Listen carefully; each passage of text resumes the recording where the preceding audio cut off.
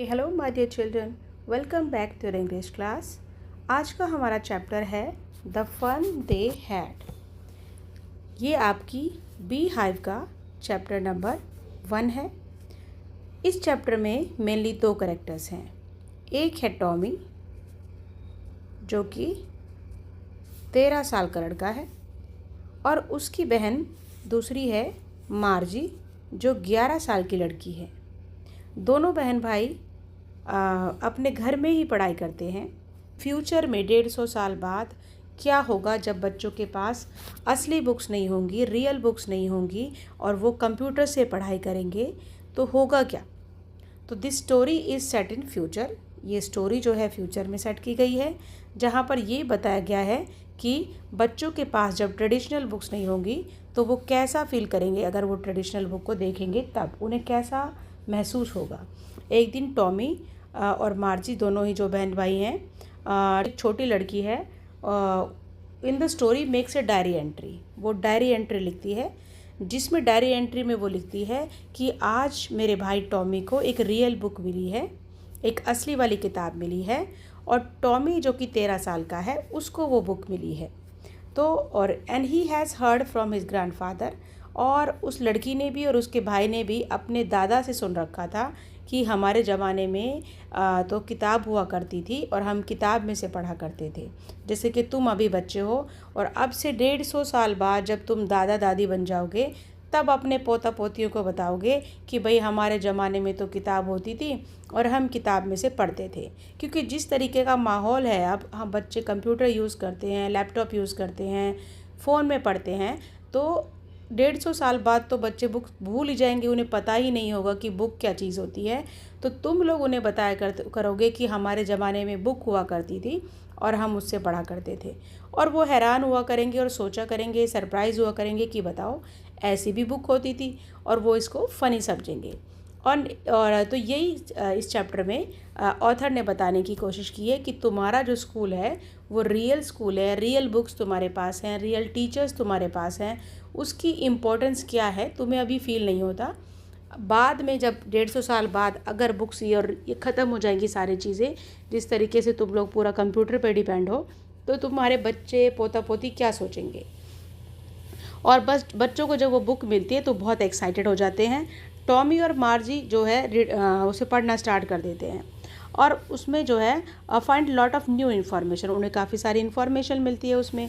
और टॉमी जो है जिसका अपना कोई फॉर्मल स्कूल नहीं है, कोई ह्यूमन टीचर नहीं है, क्योंकि उनका स्कूल बिल्कुल उनके बेडरूम के साथ में एक दूसरा रूम है जहाँ पर एक मैकेनिकल टीचर उन्हें पढ़ाने आता है, एक रोबोट पढ़ाता है उनको, उन्हीं के रूम के पास में दूसरे रूम में वो उनका स्कूल है जहाँ पर वो अकेले पढ़ते हैं। ना तो उनका कोई दोस्त होता है, ना ही कोई उनको टीचर पढ़ाने आता है, ह्यूमन टीचर नहीं आता, एक रोबोट पढ़ाता है उनको।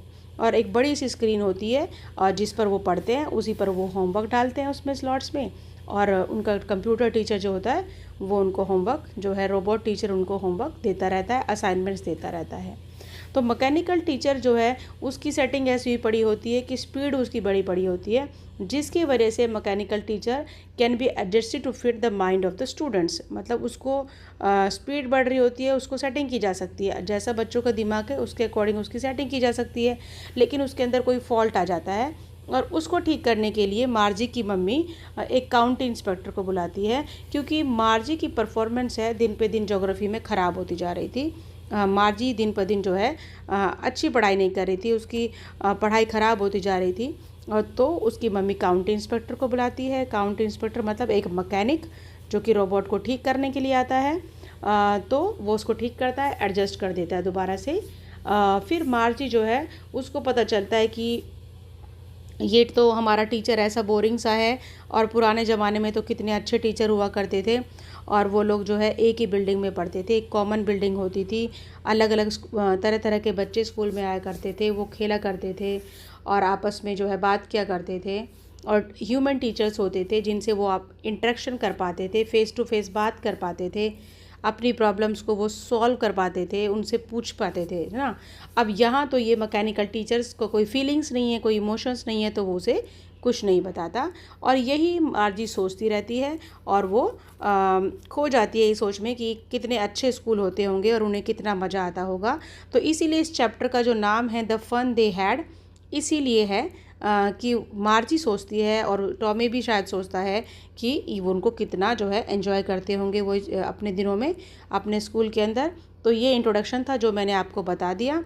इसके बाद में अब इसकी समरी एक बार और पॉइंट्स में पढ़ लेते हैं, दोबारा से समरी जो है रिवाइज कर लेते हैं। इसमें फर्स्ट यही है कि Tommy finds a real book, Tommy को एक जो है रियल बुक मिलती है और इट वाज ऑन 17 मई 2157। ये तब की बात है when Tommy a boy of 13 years of age found a real book. और उसको उसकी बहन जो 11 साल की है उसे बताता है वो कि उसे बुक मिली है और वो दोनों उस बुक को देखते हैं क्योंकि उन्होंने कभी भी ऐसी बुक नहीं देखी होती है, बस दादाजी से उसके बारे में सुन रखा होता है। और वो एक पुरानी बुक होती है और उसके पेजेस जो होते हैं वो येलो होते हैं और क्रिंकली होते हैं। येलो और क्रिंकली जो ये क्वेश्चन है आता है इससे रिलेटेड कि वो बुक क्यों उसके पेजेस येलो थे, because it was an old book that's why it's pages were yellow and crinkly. तो वो पेजेस टर्न करके देखते हैं और उन्हें काफ़ी सरप्राइजिंग लगता है कि वो बुक में काफ़ी इन्फॉर्मेशन होती है। लेकिन टॉमी को बुक बेकार लगती है। वो कहता है कि हमारी बुक ज़्यादा अच्छी है, कंप्यूटर वाली बुक, उसमें तो बहुत ज़्यादा इन्फॉर्मेशन है, ये तो यूज़लेस बुक है, इसे तो एक बार पढ़कर कोई फेंक देता होगा और इसका ज़्यादा यूज़ नहीं है। और ये जो है टॉमी का व्यू होता है उस रियल बुक के बारे में। Tommy was scornful and found the book just a waste because one would throw away such a book after reading it। उसके हिसाब से एक बार पढ़ने के बाद इस बुक को कोई फेंक देगा और दोबारा ये किसी काम की नहीं होगी। और वो ये सोचता था कि उसकी जो खुद की बुक है जो टेलीविज़न स्क्रीन है वो ज़्यादा बेटर है। मार्जी स्कूल एंड मैकेनिकल टीचर, अब उनका स्कूल जो है जो है घर के अंदर ही है, उनके रूम के पास में ही है और उनका मैकेनिकल टीचर उन्हें पढ़ाने के लिए आता है। लेकिन उसकी जो है स्पीड बड़ी बड़ी होती है जिसकी वजह से मार्जी की परफॉर्मेंस दिन पे दिन ख़राब आती है और मार्जी अच्छा परफॉर्म नहीं कर पाती। तो उसकी मम्मी जो है काउंटी इंस्पेक्टर को बुलाती है तो वो उसको एडजस्ट करके जाता है, ठीक करके जाता है और फिर उसकी स्पीड ठीक हो जाती है। और स्कूल ऑफ पास्ट, मार्जी जो है पुराने ज़माने के स्कूलों के बारे में सोचती है कि कितने अच्छे स्कूल होते होंगे। Tommy told मार्जी that hundreds and hundreds years ago there were old kind of schools. Those schools were situated in special buildings and human teachers taught in them। और वो उससे बताता है कि कैसे इंसान जो है पढ़ाया करते थे। और ये हो गया चैप्टर और मार्जी उसी के बारे में सोचती रहती है, खो जाती है। तो अब हम इसका क्वेश्चंस कर लेते हैं, इंपॉर्टेंट क्वेश्चंस। तो क्वेश्चन नंबर 1 इसका बनता है कि how old are Margie and Tommy, दोनों कितने कितने साल के हैं। What did Margie write in her diary, क्या लिखती है वो अपनी डायरी में। Had Margie ever seen a book before, क्या इससे पहले मार्जी ने कोई बुक ऐसी देखी थी जैसी उसने अब देखी थी। नहीं, ऐसी इससे पहले उसने ऐसी कोई बुक नहीं देखी थी, वो सरप्राइज़ होती है वो बुक को देखकर। और एक क्वेश्चन बनता है what thing about the book did she found strange, क्या अजीब वो सोचती थी बुक के बारे में। यही कि जो उसके वर्ड्स हैं वो स्टिल हैं, were not moving. What do you think a telly book is, तुम्हारे हिसाब से टेली बुक क्या है। टेली बुक वही है जो स्क्रीन पर कंप्यूटर पे जो डिस्प्ले हो रही है उसे टेली बुक बोला जा रहा है। And where was Margie school, तो ये भी इम्पोर्टेंट है, मार्जी का स्कूल कहाँ पर है, उसके रूम के पास में ही है। What did मार्जी and Tommy learn, और क्वेश्चन देख लेते हैं इसके, बाकी तो ये तो कोई ख़ास नहीं है।